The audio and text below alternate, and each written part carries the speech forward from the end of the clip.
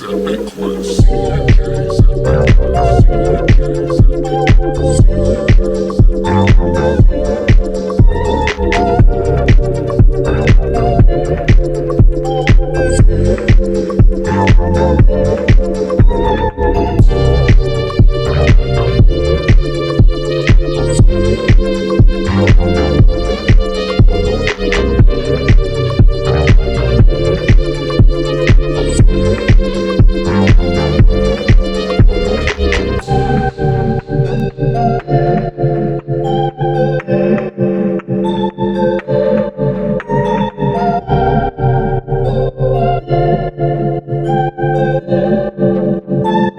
CMJ's Epic Quest. CMJ's Epic Quest.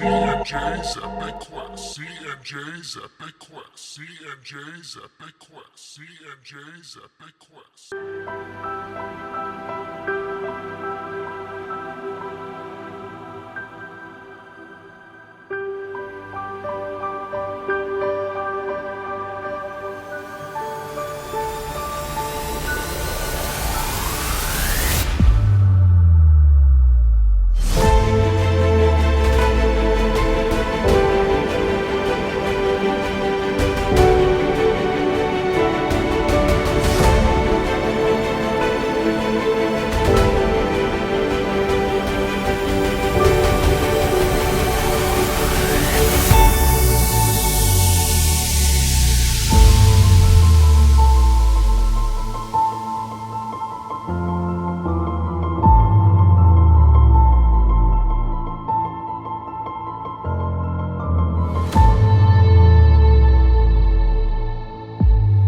Hey everybody, welcome back to D&J's Epic Quest.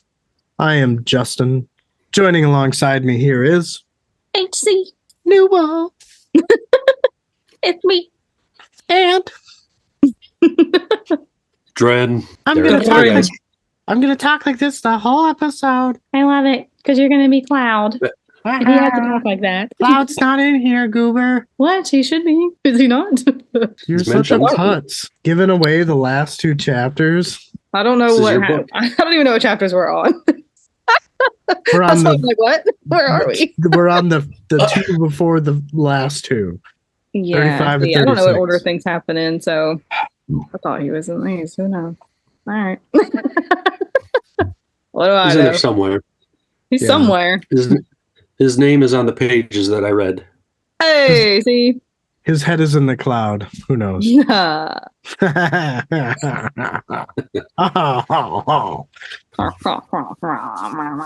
Little ZZ Top there, Justin. Right, exactly. Hey, do I sound stupid again? Or am I good? Yeah, always. Fuck you. Just immediate. Immediate. Not even a hesitation there. I mean, you Justin. walked into that one. No, you fuck off. Thus is my life. All right. Just walking into shit. Okay. All right. Before we get started on our 100th episode, we'd like to take a moment to thank and recognize Silverstone Books, or 102nd, whatever, nobody's counting. Check out their website at silverstonesbooks.com. They have a large selection of fantasy, sci-fi, horror books. I'm pretty sure he's got comic books too, some of them. And a lot of them are signed and reasonably priced. He carries a lot of indie authors, except for H.C. Newell, all of them but her. So you have to go somewhere else to support her. She's probably got a website or something. But if you go to Silverstones and buy a book, you can use our code to get 10% off of that purchase, and that code is DJ Quest. If you use that code on HC's website, it probably won't work. So if you want to save a little money and support authors except for HC, you can support silverstonesbooks.com and their physical store. I'm dead. It's the truth, too. That's the worst part. I don't have the money to send them books. That's the problem. I think you've been trying to get on Silverstone since we started this podcast. Well, I did try, but I don't have the money because you have to buy your books, like physical copies, in bulk and send to them. And then if you sell them, you make a small percentage and then they'll order more. So there's no guarantee that I'll make anything back, and I'm broke. So that's why I'm not on Broken Binding, because they were going to feature my book, my signed books, but it was going to cost like $4,000 or something. And they said they would reimburse me that. I don't really remember exactly how it worked, but they would send that back and pay me back, but I didn't have that to pay in the first place. So here we are. Well, that's kind of a bummer. I mean, but that's cool to know that they wanted to do that, but I'm sure it's kind of like a bittersweet deal. I was just poking a little fun at you there, so that's all. Yeah. You know. It's funny. I was dying. That was funny. Well, good. Well, on to our patrons. And in order of subscription, we've got Jan the Picker, Luciana Etrigan, Ryan the Topological, Damien the Rock of Faces, Nate Fiddle Me This, Shield Anvil Dylan, Calvin Wallace. Oh, wait, no, that's not right. What was Calvin's nickname again? He Who Witnessed. Calvin, He I Who think. Witnessed. I'm pretty sure that's what it was. Livia, the Malazan Potato, Aaron, Mott, Irregular. So, chapter 35 of Curse of the Fallen by H.C. Newell. Chapter title is Reflections of Pain. Nier and Avalok followed the cart into the village of Reese, in the foothills of the Whispering Mountains and home to Lorik's family. The villagers threw rocks and shouted obscenities at him. He didn't fight as he was pulled from the carriage and dragged through the street. Blood spilled from his many cuts and gashes as he was pelted by the angry villagers. He kept his head down as he knelt in front of a chopping block. Priest how do you say that? Eldir. Eldir? Wow. Priest Eldir of Ravenshire stood over him and addressed the crowd. A large man broke through the angry crowd, bounding closer until standing over the weeping bard. Lorik never lifted his eyes. He glared down at Lorik with condemning eyes. Red-faced and furious, he spat a huge loogie on Lorik's face. Then he made him eat it. Ew. It's right in his mouth. Dumb and dumber. Put the loogie on my burger. Oh, God. Nier was pissed and lunged at the man ready to strike. Her punch went straight through him. The man pointed a chubby finger through Nier at the bard and tells Lorik that he is no son of his. Nier's expression fell as she turned to Lorik, and his eyes were swollen from heavy tears. The priest lifted his arms while praising the divines, and the villagers watched with merciless conviction as Lorik was shoved forward and pressed against the cutting block. An executioner stepped forward and placed the sharp end of his axe on Lorik's neck. I remember this. The Brotherhood comes. They save him. The priest shouted a prayer, asking the divines to forgive this poor man's soul. Lorik shuddered and shook. Save him. They have to. She peered through the village, staring at the homes and trees, hoping for their arrival. The executioner raised the axe high over Lorik's neck. Nier's heart throbbed in her chest. She couldn't touch him. He would need magic to defend himself, yet he had none. She turned her head, searching desperately for the Brotherhood who was meant to arrive, but they never came. She realized something was different. He was going to die. She held her breath when sunlight reflected off the axe, and it swung for his neck. She released a shriek and teleported forward. The axe struck downward, inching closer to Lorik's skin, when Nier grabbed him from behind and tackled him aside. They rolled across the ground. She tightened her arms, fearful of letting him go. The axe sank into the block with a deep thud, and the village was silent. What happened? Where'd you go? Nier looked around in panic as the world faded away in a puff of smoke. Tears filled her eyes as she embraced Lorik in her arms. We were here the entire time. You couldn't see us. I thought you were dead. Did you like my teary Neri? Oh, I didn't even notice that. That's funny. Everything is disappearing. We need to move. Why didn't they come for you? They were supposed to save you. They did. What really happened? The trials must know that you aren't magic. I had to use mine to save you. She gulped down her fear and wondered if she had the strength to make it through what was to come. As the smoke faded to nothingness and they were surrounded by pitch black, the musty scent of the cave lingered in the air as they sat alone in pure darkness. Seconds later, the next scene was unveiled, revealing a path. Nier touched the loose pebbles and dust. It feels real. What the hell's is this place? I think we need to follow it. Maybe if we stay here, it'll... We can't trick the trials, unless you have magic that can get us out of this. We have to finish. Their eyes met, and she could see he didn't want to be there any more than she did. Do you think we'll all have to experience memories like that? Yes, come on. Cloud shouldn't be too far ahead. Nier and Lork followed Avalok as he walked down the path, and they traveled in silence. Nier and Lork talk about what had really happened at that moment in time. Sadness weighed heavily on her heart now that she witnessed one of the most painful parts of his life. A realization struck her, and she inhaled sharply, her eyes widening with fear. The others turned to her and explained that these tests were meant to be their most terrorizing memories. The dirt road and blackness faded into a lush, thriving forest. Enormous trees, thick roots, and glowing plants surrounded them. Avalok glanced around before his eyes met with Nier's, and his jaw dropped in horror. Nier gasped and reached for his hand. Her fingers swiped through his palm, and she stumbled forward through his body. Kila, this is Nindira, I think. There's two separate sentences. He knows it's Nindira. Oh, my bad. No, you're fine. It was just funny. This is Nindira, I think. No, it's definitely Nindira. Okay, all right. So He's it's like- Kila, I think. No, it's Kila. This is Nindira, I think. And then he gets shot with something. Oh, gotcha. Yeah. Gotcha. So like this right here is the end. And then there's like a pause. There you go. Gotcha. This is Nindira, I think. Sorry. It's fine. It made me laugh. Kila, this is Nindira. I think. I think. I love how much inflection he has to his voice. A dart shot him in the neck, and he fell to the ground. Nier rushed to his side, trying desperately to yank the weapon from his skin. Avalok's back arched, and his arms twitched as he struggled to move. What's going on? Why is your hand going through him like that? Shit! I don't know what to do. Cloud can make things appear instantly in his hands. Maybe I can too. No, you can't go try any things like that. Not here. I have to. Half a dozen Eve with dark tattoos and bone necklaces emerged from the trees. No! What are you doing? Don't touch him! Lark pulled her away as the strangers carried Avalok through the forest. With a scream, she released a blast of energy that sent the strangers to their knees and caused them to drop Avalok to the ground.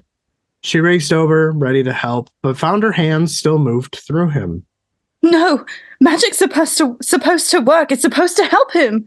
The strangers looked around in a daze until a man spoke authoritatively to them, and they quickly gathered Avalok and marched away.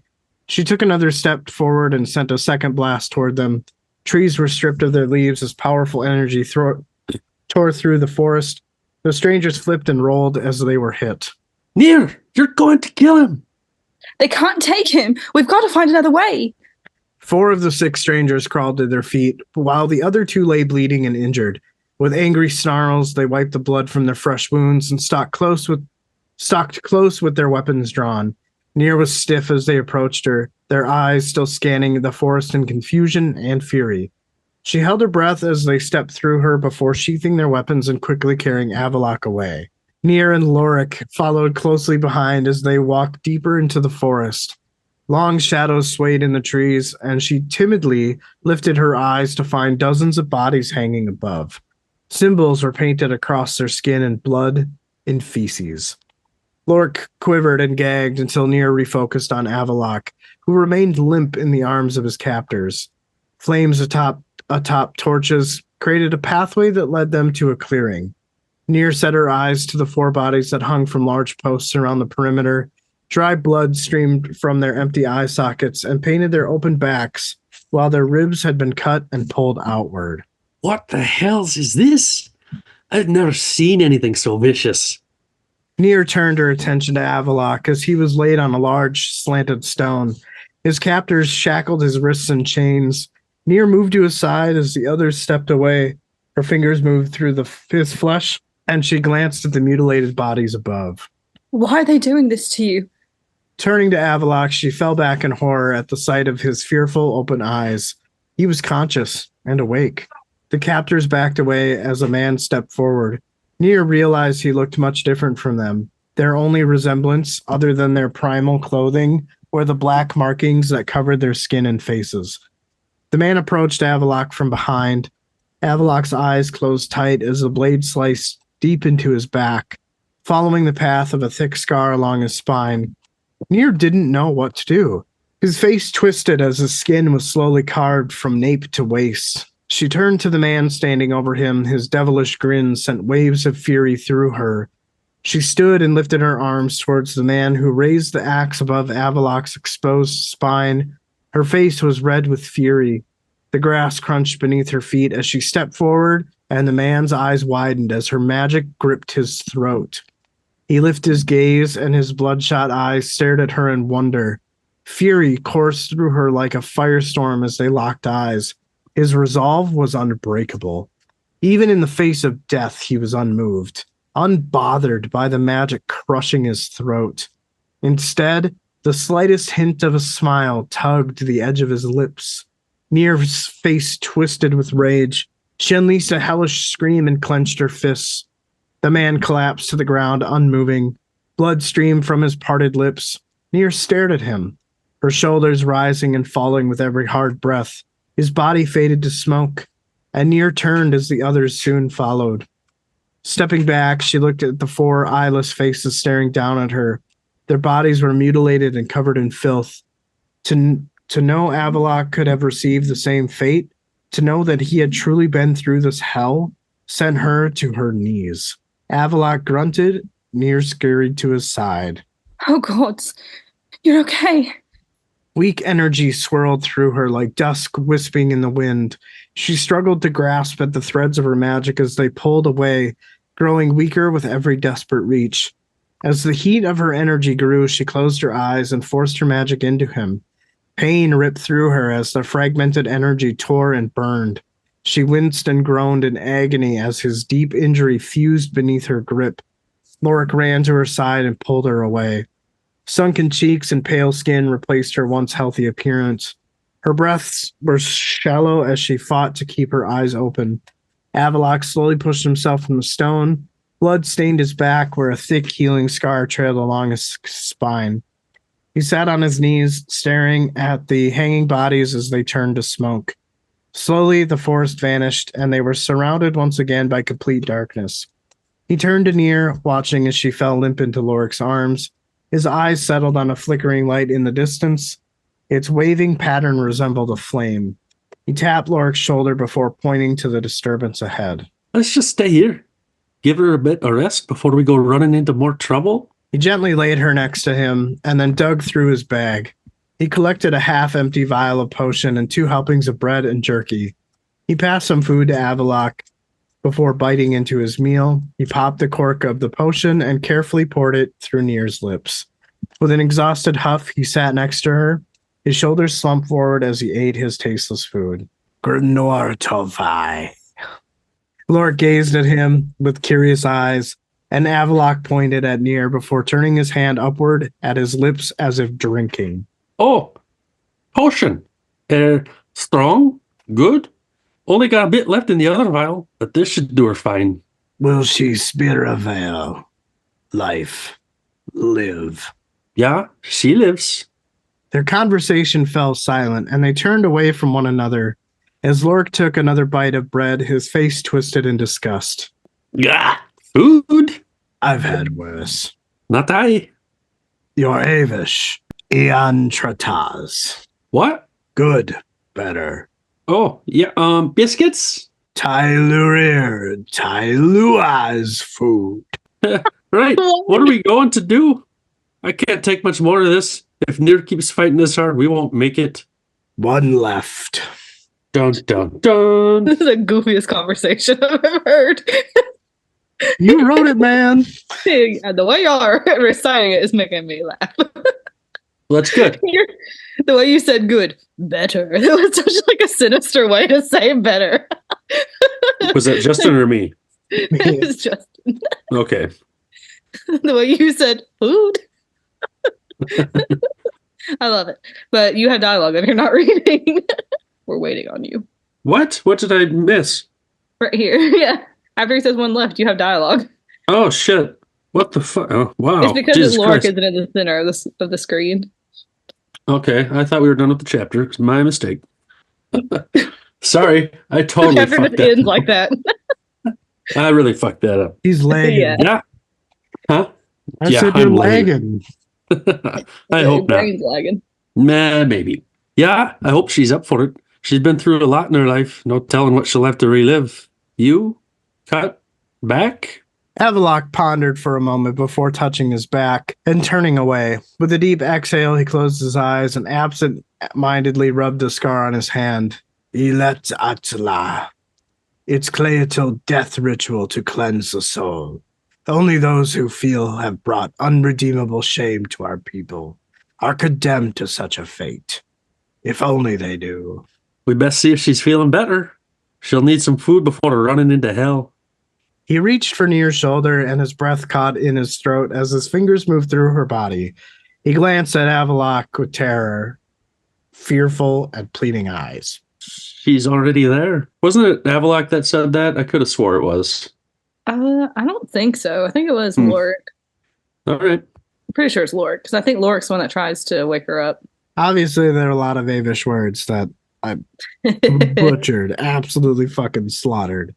I thought it was really cool how we kind of like from the last chapter shifted from being within the enclave, the trials or the trials of blood into shifting to an actual trial, so to speak. So like I thought the transition was just really smooth.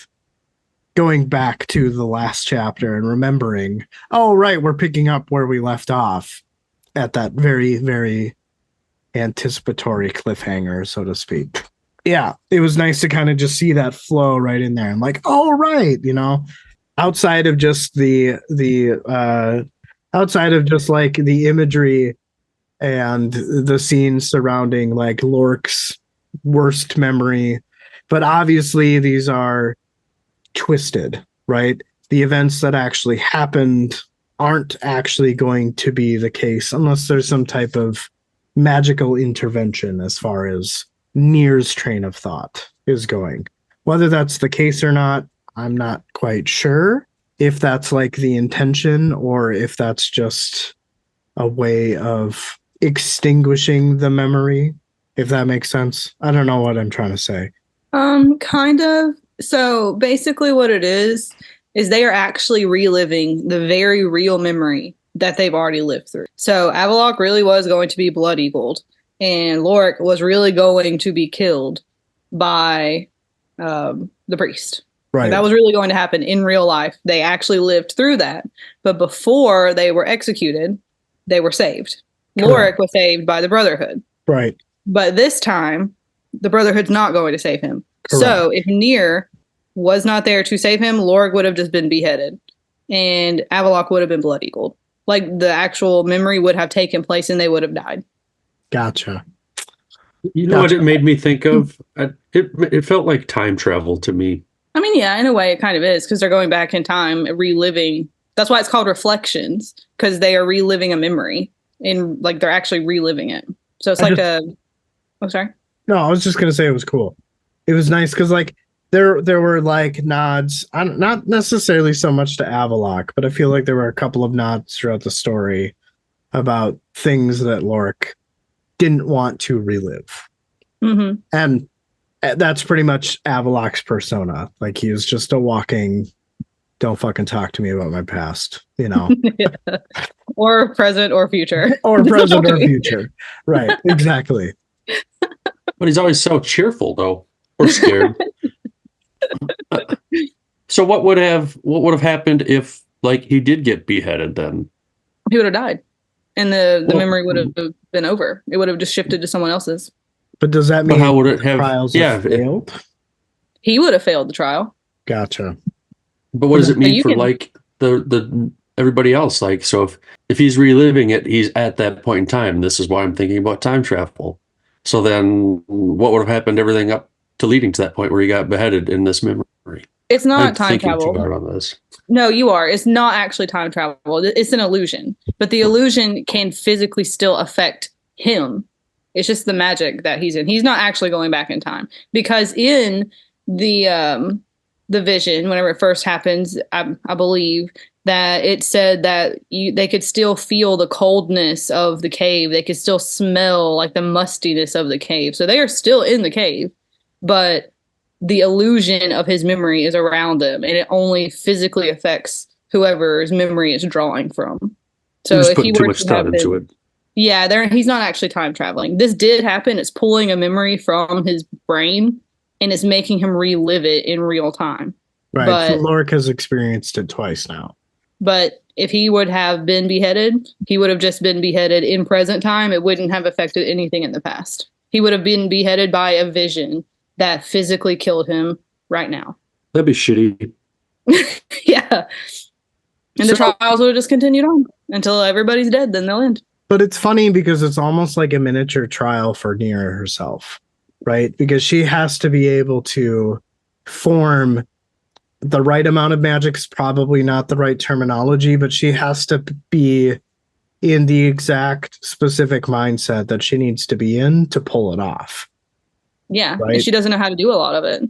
Right. Because she's inexperienced, because she hasn't been wanting to because of the Order of Sorrow. Yeah. Right?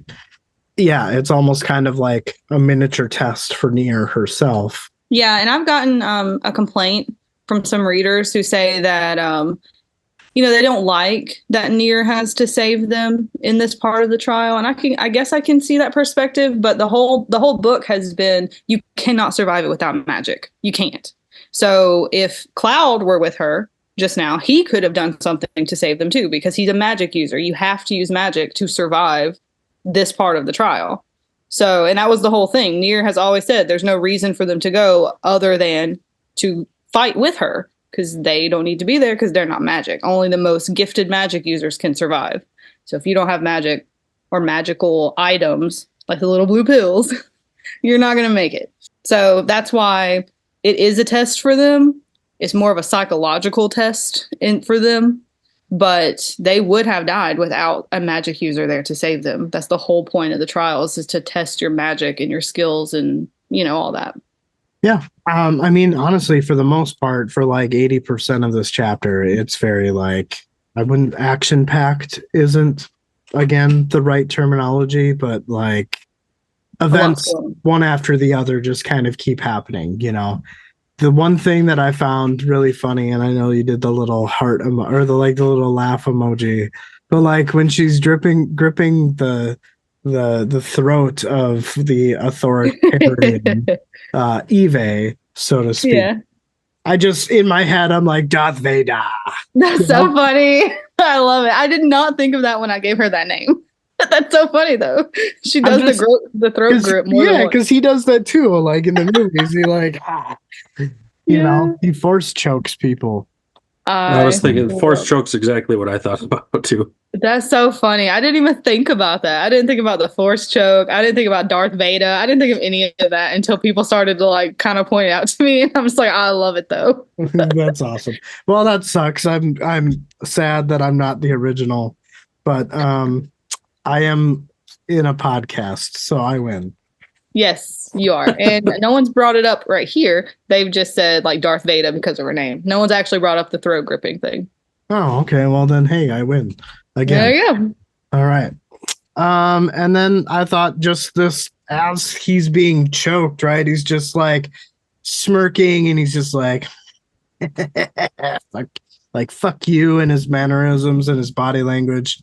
It was just really kind of cool to see that defiance. I would not be doing that if I was being force choked. No way at all. You have to remember too that he isn't actually there, right? So this is a memory. So it's almost as if he's interacting with Nier when she does that, as if he's conscious of her doing it when he's not even supposed to be alive right now. Food for thought. Just remember them this year. Just remember, he's a very he comes up in this book. It's one of those things where when you reread the books after you finish the series, you'll be like, I didn't even know he was in the first book. But he's obviously very important. He's in the first book. Remember his name. You'll know who he is when you keep reading on through the series. Gotcha. I had a feeling that because of this, he was later on in the series as well. People who have read through all the way through book 3, they'll mention the Nasir and they'll say he's introduced in book 2 or he's introduced in book 3, and I'm like, oh, he's in book 1. Y'all just don't remember because he's very subtly introduced in book 1. Because Right, this is not the first time he's been mentioned in this book either. See, very subtly. But okay, so are you saying that this guy is Nasir? Let me see. Because that's what you just said. Yeah, I mean, it's not really a secret. Yeah. Well, right. I mean, yeah, his name has been all over this book. He's like leading the Cleatil Eve. Yeah, that's what I mean. Like, it's not a secret. I guess I probably didn't mention it because Nier wouldn't know. I thought I did, but maybe I didn't. But that's who it is. And yeah, he's the leader of the Cleatil, and him and Avalok got some kind of beef. So right. Yeah. So yeah, Nasir was going Blood Eagle Avalok. Yeah, I thought there was a term for that because I know that's like a real thing. That was like a Viking thing, right? Yeah, I didn't want to actually say it though because I don't want to like misappropriate anything. So I just sort of try to describe. It's like with the little dream catcher that Nier and Avalok see in her bedroom. I don't actually call it a dream catcher because I don't want to associate it with anything. But I mean, that's basically what it is. And yeah, he's being Blood Eagle for sure. Yeah, I don't think it'd be fun. Have you ever seen the show Vikings? No. I keep hearing you watch it. It's such a good show. I mean, it gets really good until like season 5, then it falls apart. Like everything nowadays, that no one knows how to end a show anymore. But the first like 5 seasons are amazing. Like you guys need to watch it. They're so good. And they Blood Eagle somebody in that show, and he, in order to get to Valhalla, he cannot scream. He can't make a single noise. If he does, he's not going to go to Valhalla. So he has to get Blood Eagled without making a noise, and it's so intense. It's really good. And it's very disgusting. That is interesting. I just said no thanks. No, it's good. Watch it. It's a good show. No, I just like having that done. Oh, I thought you were no thanks. We're not watching that. Oh. No, he doesn't want to go to Valhalla. Oh, yeah, no. Screw Valhalla. I'm not tough enough for that place. This is the way I have to get in. Nope. The other thing that I had, and it was towards the end with like this really weird, awkward exchange between Lork and Avalok, because it's clear that like Nier has been translating this whole time, but like, has Lork just gotten that much better at speaking Eve? No, and I thought that I explained it, but no. He starts talking in his regular language, and then whenever he goes back to that weird, like, caveman type, like dialect, yeah. Whenever they're speaking clearly, they're speaking in their own language, basically. So, and I thought I made that clear, but that was probably my bad. Like Avalok, he says it's a Cleatil death ritual, cleanses the soul. Like he's just speaking in his language, and Lorik can't really understand every word that he's saying. It's merely just for the readers to understand. Gotcha. And then Lorik is like speaking in his native language because he can't say all that stuff in Avish, but he still wants to say it because they're right. Yeah. Okay. And that's what I thought and assumed, but it just like, I don't know, for some reason my mind had a hard time translating the fact that they weren't translating, if that makes fucking sense. So that's essentially where I was coming from. But all right, we shall continue on. Everything good? Yeah, it's almost my bedtime. Oh, okay. Fair enough. Well, I mean, those were all the thoughts that I had. Like I said, it was a very like steady stream of things happening. Those events themselves kind of explain themselves, if that makes any sense. I don't really have anything that's like super deep or complex. It was just kind of cool to see like their memories, their most terrifying memories being relived, and Nier's panic to just fucking save them because they can't do it themselves. So yeah, and I tried, like I said, I tried being really creative with the trials. I tried to kind of go beyond expectations without seeming too far-fetched. And we did a lot of physical stuff in the beginning with the water and the undead and the guy in the cage. So I want to do more like psychological stuff, and I thought it'd be a really cool way to integrate their backstories without giving a bunch of info dumps or without having them just tell you their backstory. I thought it'd be really cool to experience some of their backstory so you can kind of see what they've been through and why they are the way they are. Sure. Now, I didn't, somebody helped me come up with the titles, but I absolutely love that they're like reflections of, and then it shows like pain or misery or regret. because it goes for each of the characters. I don't know. I love it. These are some of my favorite chapters in the books. I can tell.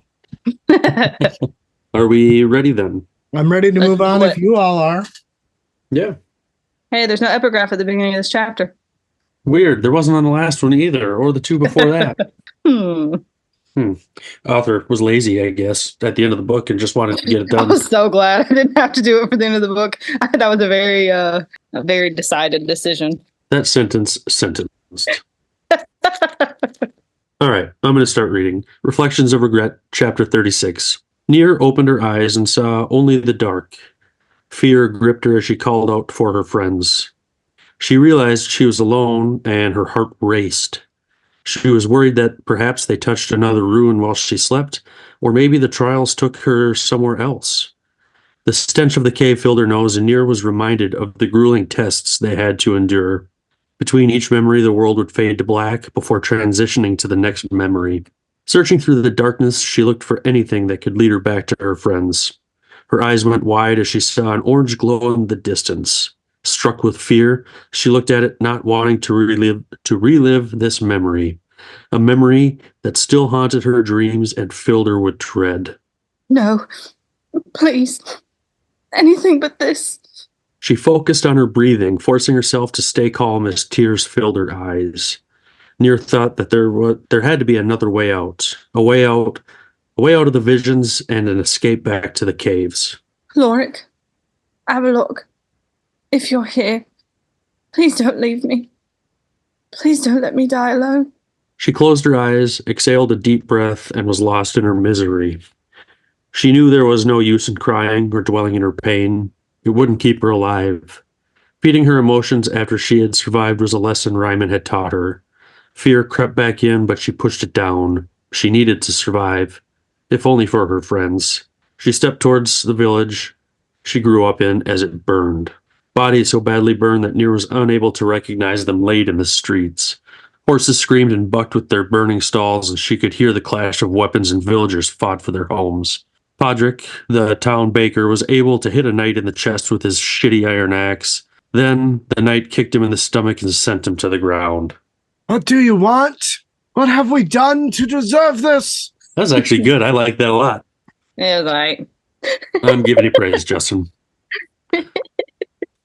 I gave The her knight something drove- to raise to. What's that? I said I gave her something to raise to.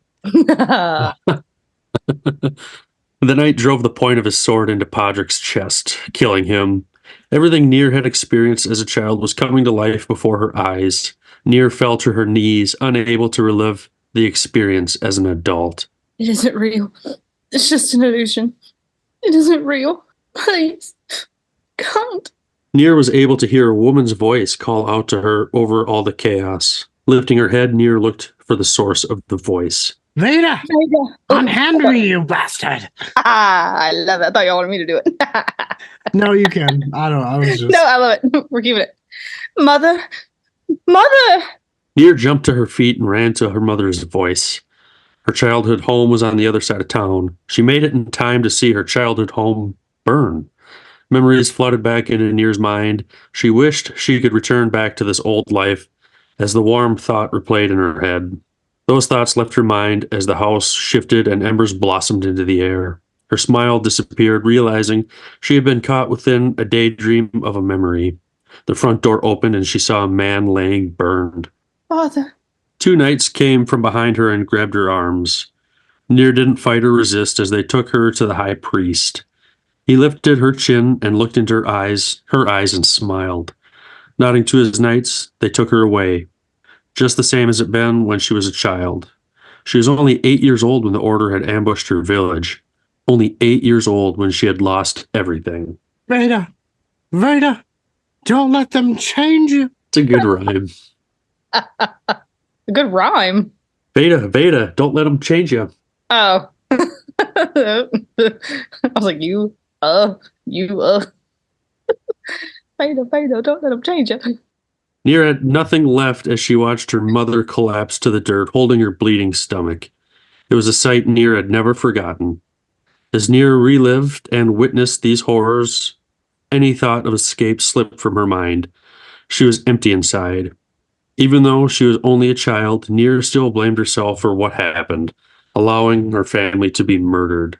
Take her to Sky. We'll snuff out this demon and all that she's defiled. Oh my god. That's better than Gil. Squirrel or something. I mean, he is a squirrely little shit. So I did. As Near was. It's just funny. I'm sorry because in my head, have you guys seen Game of Thrones? Yeah. Never, not once have heard of it. Well, Tywin Lannister. That's kind of what the High Priest sounds like in my head. So like, your version of him just now is like total opposite. Yeah, I went more for like evil villain. No, like a video game like villain? an evil villain, like the Beastmaster, not the Beastmaster, but He-Man. You kind of sound like Doofenshmirtz from Phineas and Ferb. Yeah, we'll leave it in there. It's great. Yeah, I love it. Let's go. As Near was drug away, she watched as her mother's dress caught fire. Anger and rage returned. The Order wouldn't get away with what they had done.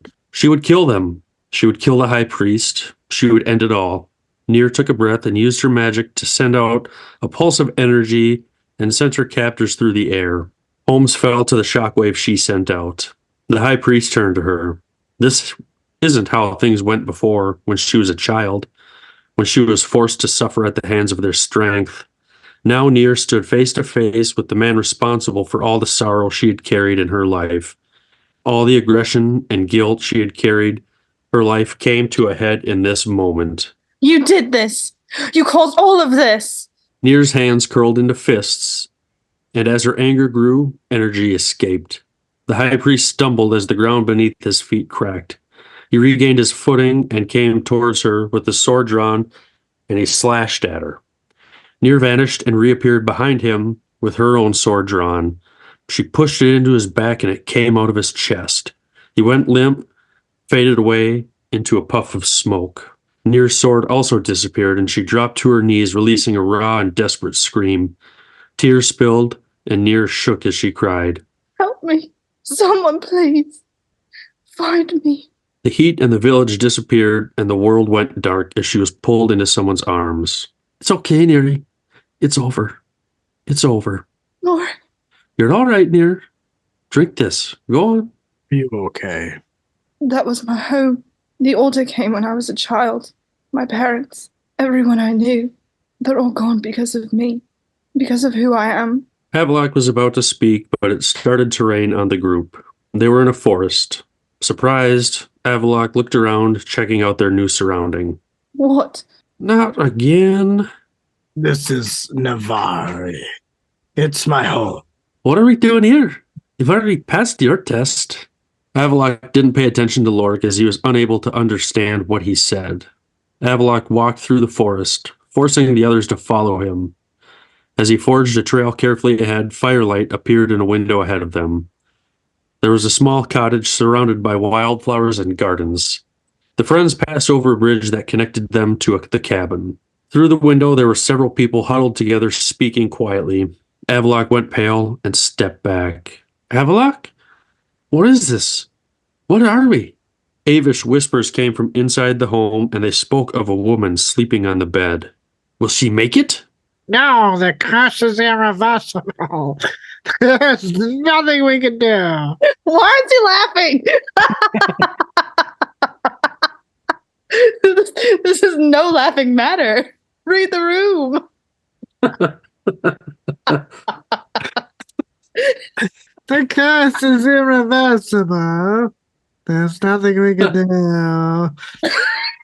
I don't know if Lord wants to know what they're saying. Yeah. Funny you should ask. What are they saying? Havelock turned to Near when she grabbed his arm. Their eyes met, and Havelock quickly averted his eyes.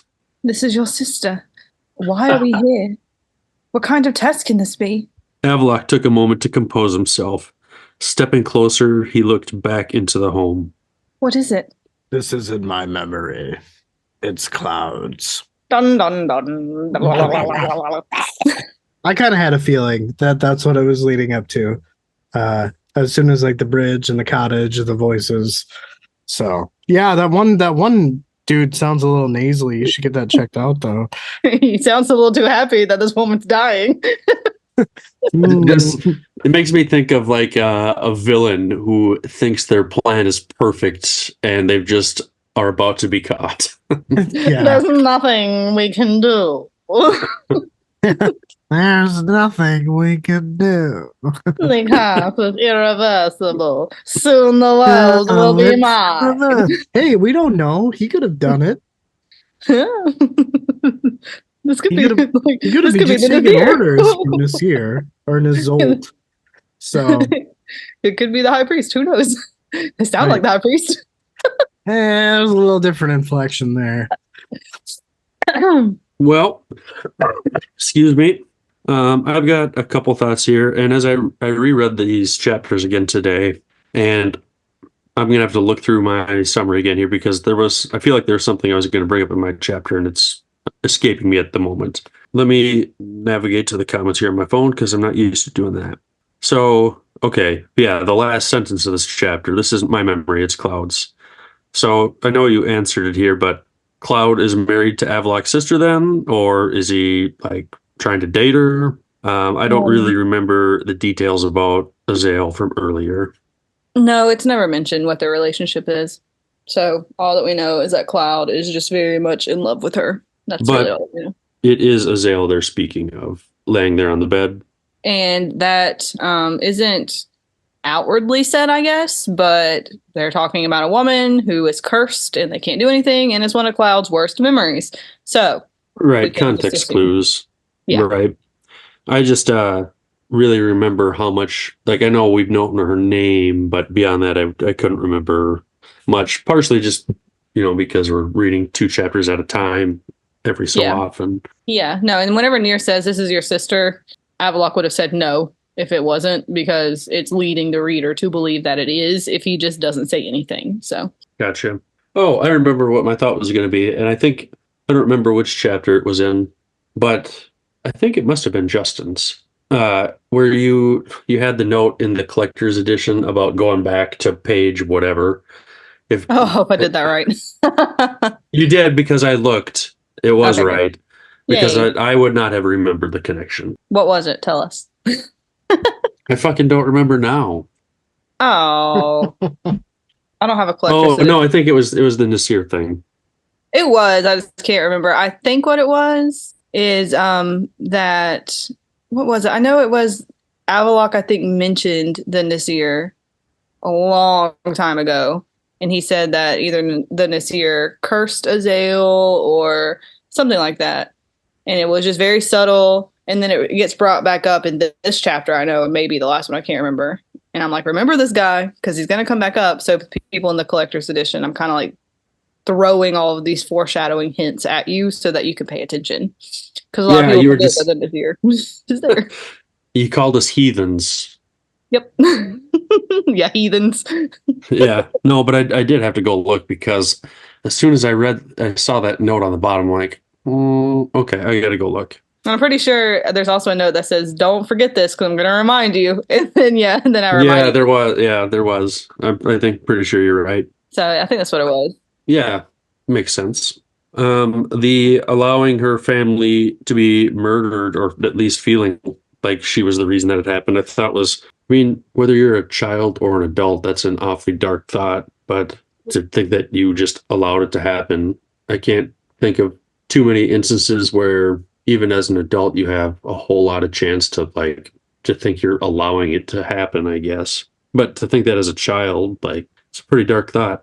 Yeah, and we know that Nier has always blamed herself for her family and all of that because she's the reason that it happened in a way. It's not her fault, but if it weren't for her being who she is, they would have never been there, So she always has blamed herself, and she's always thought, I have all of this potential, but I've always ignored it, and everyone that I love is dead because I chose to ignore it. I didn't protect them, and I had the power to. It's kind of her logic. Even though in reality she was 8, she wouldn't have really been able to do very much unless she trained, and even then she probably still wouldn't have been able to do very much at 8. Yeah. So is that the regret then too? The the reflection of regret? Yes, that is definitely the regret that goes into the title of the chapter.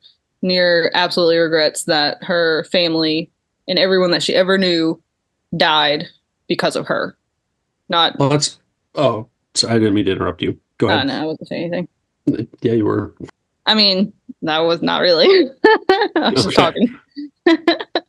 I had to like think hard about like what could she possibly have regrets about happening, because just like as an adult, it didn't make sense to me that like she should be regretting this. So like when I first read it, I just didn't know what she should feel bad about, because I mean, yeah, it was all out of her control and it was a terrible thing. And like I'm not thinking that she's not gonna like miss her family and the whole town, but I mean, it wasn't her fault. Right. She don't Well, feel good it's about sort it. of like, it's like a lot of survivor's guilt in a way, but amplified because, like I said, if someone is after you and they kill your children because they're after you, you're going to blame yourself that your kids are dead because you just didn't give yourself over because you didn't fight hard enough, even if you couldn't have fought. You're always going to blame yourself for that happening, even though it wasn't actually your fault. So that's kind of what she's doing. It's a lot of survivor's guilt, and it's a lot of guilt over not doing enough. Maybe I think that's what I was feeling, but I guess, yeah, I didn't think of that word survivor's guilt. And I mean, guilt is more of what it is than regret, but it's also regret because she regrets that she didn't do anything more. In her mind, it's her fault. So it's really, to her, it's regret more than guilt. But in reality, she's got a lot of guilt over it. Yeah, I just had to like think about it differently to make it make sense in my head. But yeah, and I mean, like I said, the way that I write is not very straightforward, and there's a lot of like hidden things, and that's kind of a good example. Even Avalok's Reflections of Pain, that title goes beyond just the physical pain, and you won't really understand why until later on when you get to know the characters and stuff a lot more. But there's even depth to that chapter title. I don't remember what Lorik's was. Betrayal, I think, and his Reflections of Betrayal. I think that's what his was called, right? I hope it was. His wasn't just the betrayal of the order coming to kill him. It was the betrayal of his father was the reason that he was going to be killed. His father was the one that wanted him to die. And it's also betrayal because he leaves his home, he leaves his whole family. So there's a lot of like hidden meaning behind a lot of the chapter titles like that, where they kind of go beyond what you think that they mean. I try to be a little poetic with them. I think it worked good. Thank you. I'm very smart. Very humble. This is true. I'm the most humble person you'll ever meet. Right? Yeah. I don't know how this book wraps up in only 2 more chapters. Yep. Same thought. I'm like, there's 2 chapters left, and we're still like in the thick of it. So what do we do? Yeah, I don't know. It seems like it's a pretty vertical fall, like just full steam ahead. It's not going to be a slow ending, I don't think. Oh no. Brace yourselves. Oh God. Oh. But yay, Cloud. So I'm interested to see, because I'm assuming the next chapter is going to be focused around Cloud, right? And whether he gets in or out, I guess, is yet to be determined. And then if I had to predict, the last chapter is something. That's your prediction? Something with those 4 characters. What I like, like Derek is saying, I don't know how it's gonna wrap up. You have no predictions whatsoever. I mean, it would be cool to see them like pass the trials, but it still seems like they just started. So that's where I'm like, or is all of book 2 just one illusion of the trial? That'd like be the dumbest thing. No, it's not. I'm gonna go ahead and just debunk that theory. Okay, no. Just checking. I would never. That'd be the worst thing ever. I don't know. That would be pretty fucking cool. You come back to the 3rd book, and they're just at the like exit of this cave. Like, oh, yeah. I'd be like, that was all. It's like I'm pulling a Wizard of Oz on you. Like it was all just an illusion this whole time. Yep. No, that doesn't happen. Okay, all right. Well, I guess that's good. But I guess the cool part is we can actually finish up HC's book. No, thanks.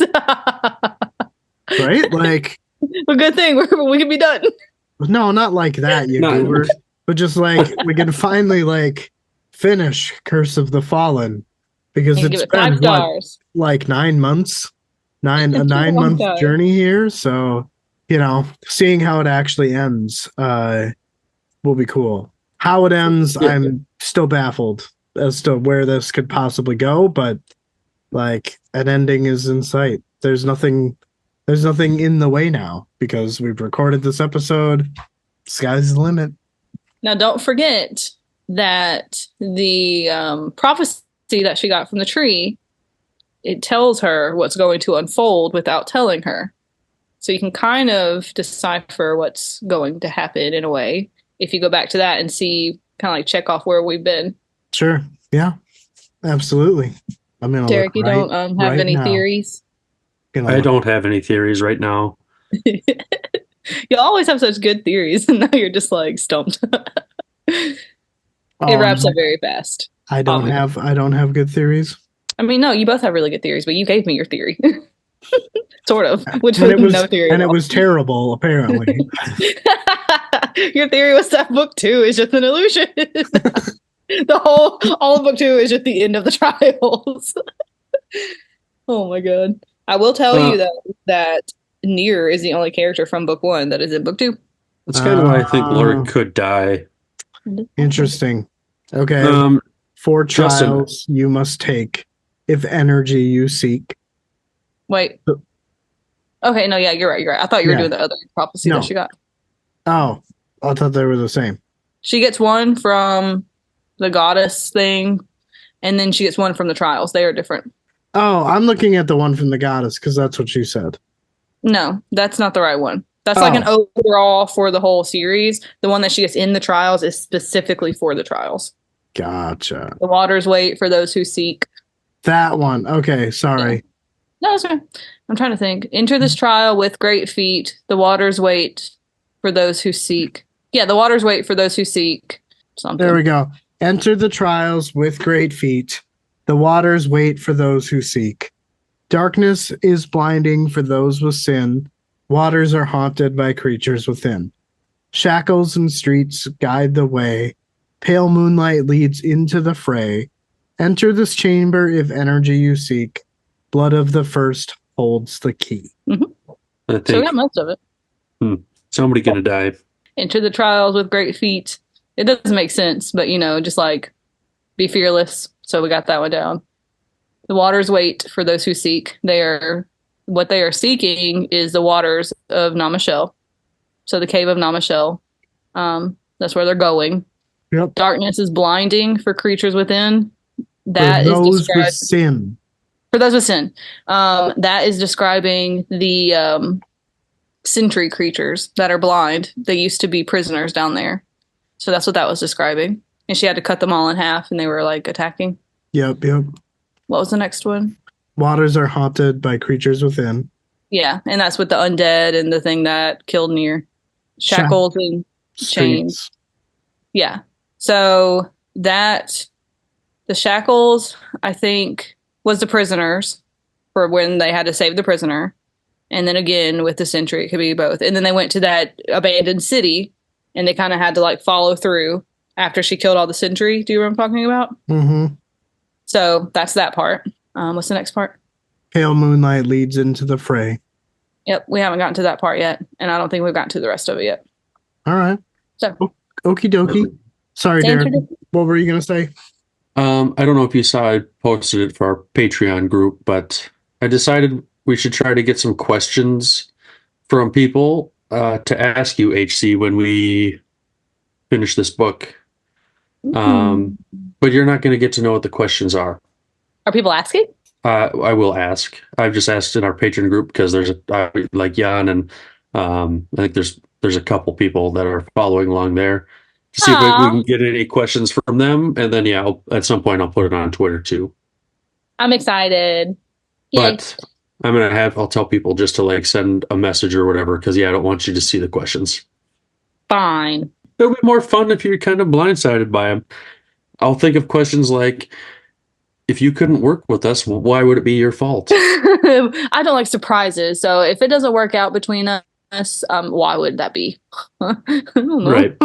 It won't be a surprise if I tell you right now. Like, I don't understand. What are Maybe you? Yeah, we'll see what we right get now? for questions.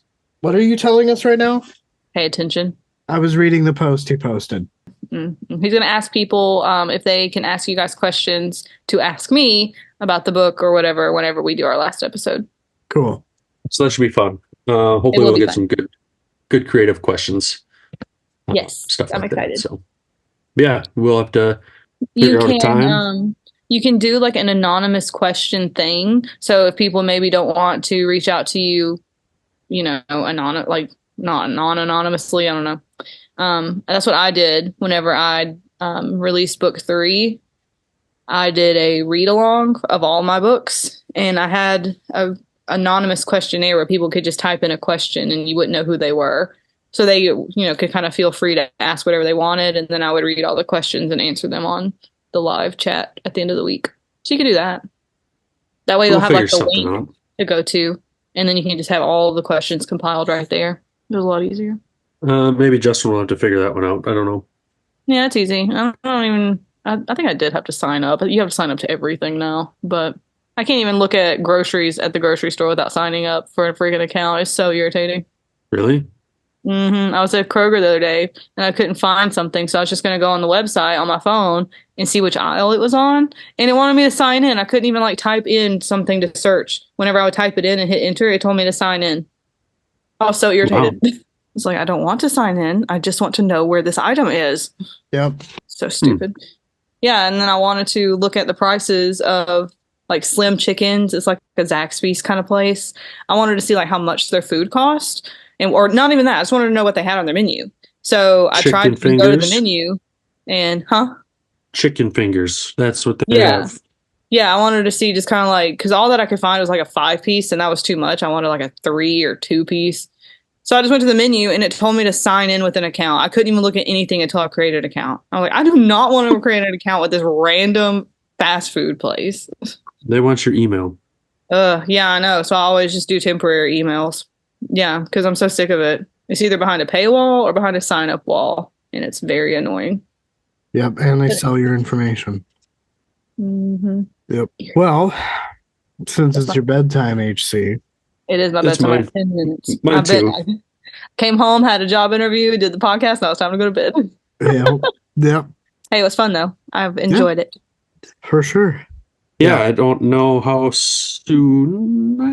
Hopefully I can read these chapters in the next day or two. We got dance competition this weekend, so I'll be in Minneapolis, Justin, but we're going to be pretty busy the whole time. So, well, I think I'm going to be down in Mankato on Sunday.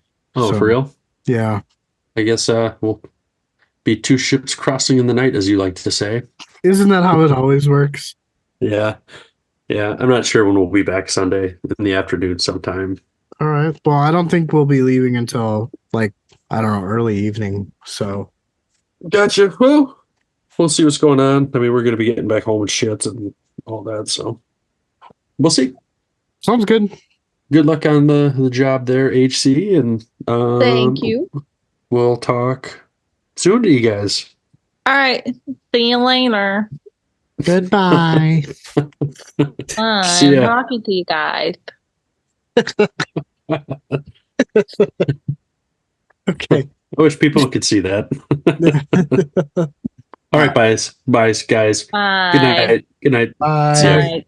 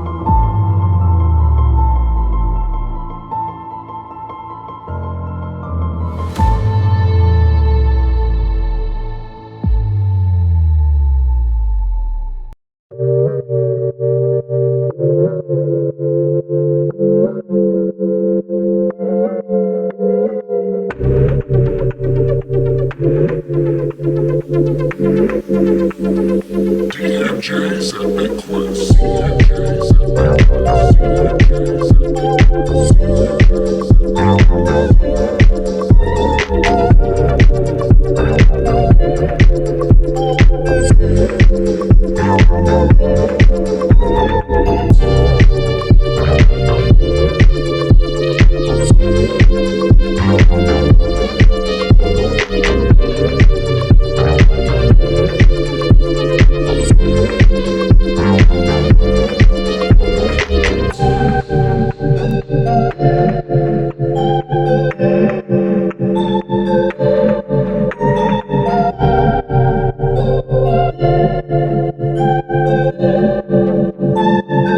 CNJ's